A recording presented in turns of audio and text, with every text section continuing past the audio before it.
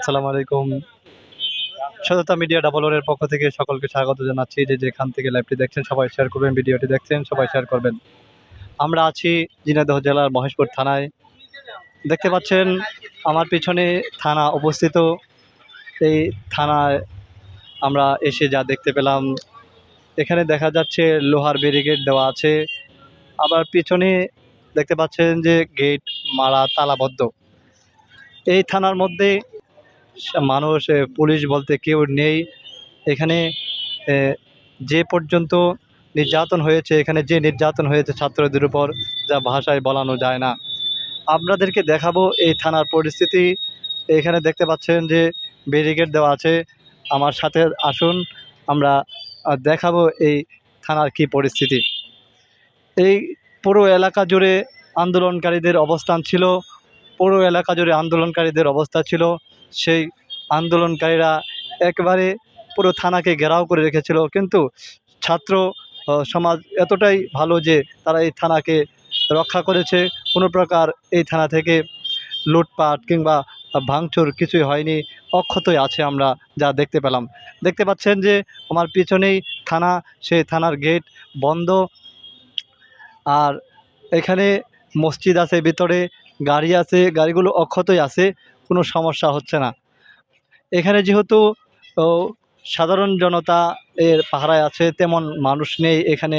যারা দায়িত্ব ছিল, ওসি কিংবা আহ, দায়িত্বশীল যারা ছিল, তারা এখন এখানে নেই। এখান থেকে পালিয়েছে অনেক পুলিশ, এখান থেকে পালিয়ে অন্য কোথাও তারা আহ, অন্য কোথাও আশ্রয় নিয়েছে।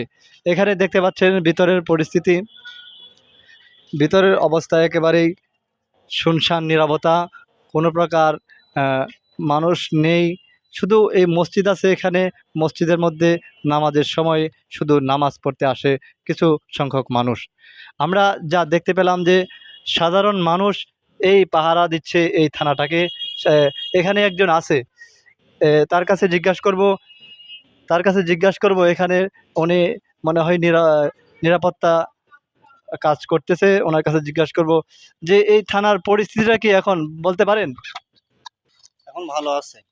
কোনো প্রকার ভাঙচুর, কোনো প্রকার লুটপাট এখানে হয়েছে? না না, কোনো ভাঙচুর হয়নি। এখন কারা দায়িত্ব আছে এখানে? তো পুলিশ সদস্য কিংবা কোনো প্রকার কর্মকর্তা নাই, তাহলে থানা কিভাবে চলছে? এই এলাকার লোকজন, এলাকার লোকজন, বিএনপির লোকজন। বিএনপির লোকজন। এখানে আপনি কি নিরাপত্তায় আছেন এখন? হ্যাঁ, নিরাপত্তা। সম্মানিত দর্শকবৃন্দ, দেখতে পেলেন যে এখানে যিনি একজনই আমরা দেখতে পেলাম নিরাপত্তায় কাজ করছেন। আর রাত্রেবেলায় এই এলাকার জনগণ এসে এই থানাটাকে পাহারা দিচ্ছে। আমরা শুনেছিলাম যে সারা বাংলাদেশ, সারা বিশ্বে অনেক অনেক মিডিয়া থেকে, বিদেশি মিডিয়া থেকে আমরা শুনতে পেয়েছিলাম যে বাংলাদেশ লুটপাটের দেশ রূপান্তরিত হবে, কিন্তু না, বাংলার জনগণ দেখিয়ে দিয়েছে থানাকেও পাহারা দিয়ে।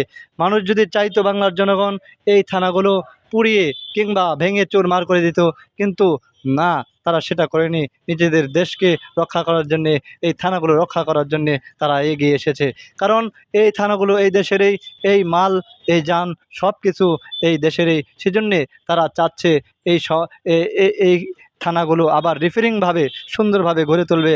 আবার নতুন কোনো পুলিশ সুপার সেখানে আসবে, নতুন কোনো অফিসাররা আসে এই থানাটাকে সুন্দর, বৈষম্যমূলক নয়, বৈষম্য ছাড়া কীভাবে জনগণের সেবা দিবে সেই প্রত্যাশা এই এলাকার জনগণের। কিন্তু আমরা এখানে এসে দেখছি যে একেবারেই শুনশান নীরবতা, কেউ নেই বললেই চলে। শুধু একজন প্রহরীকে এখানে পেয়েছি, পুরো তালাবদ্ধ। এই হয়তো সেনাবাহিনী টহল দিচ্ছে মাঝে মধ্যে, এখানে এসে সেনাবাহিনী এসে খোঁজ খবর নিচ্ছে এই থানার। এ এই থানার এই অবস্থা, এই পরিস্থিতি, এখানে মহেশপুর থানার এই পরিস্থিতি। যা কিছুদিন আগেও এই থানার সামনে, এই থানার ভিতর থেকে পুলিশ ওসিরা ছিল, গুলি চালিয়েছিল নির্বিচারে সাধারণ ছাত্রদের উপর। আজ সেই পুলিশরা এই থানা থেকে বিতাড়িত হয়েছে, এই থানাতে নেই। সেই পুলিশে আবদ্ধ ছিল এই থানাতে, এই সেনাবাহিনী এসে তাদেরকে উদ্ধার করে নিয়ে যায় সাধারণ জনগণের হাত থেকে। সাধারণ জনগণ তাদের প্রতি খুবই ক্ষুব্ধ ছিল। ৭১-এ যেরকমভাবে স্বাধীনতা অর্জিত হয়েছিল, পাকিস্তানি হানাদার বাহিনীদের উপর যেরকম ক্ষোভ ছিল, তার চেয়েও বেশি মনে হয় এই থানা পুলিশের উপর সাধারণ মানুষের ক্ষোভ ছিল। কারণ নির্বিচারে নিরীহ ছাত্রদের উপর গুলি চালিয়েছিল, যে গুলি চালিয়ে আবু সাঈদের বুককে জাজরা করেছে, অসংখ্য প্রাণকে জাজরা করে দিয়েছে, সেজন্যে ক্ষোভ ছিল।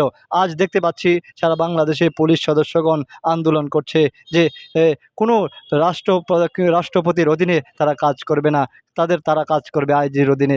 কিন্তু আজকে দলীয়করণের কারণে সমাজটা দলীয়করণের কারণে এই সমাজের ছাত্র যে নিরীহ প্রাণ যে চলে গেল, সে প্রাণগুলো কে ফিরিয়ে আনবে, কে দেবে এই প্রাণ?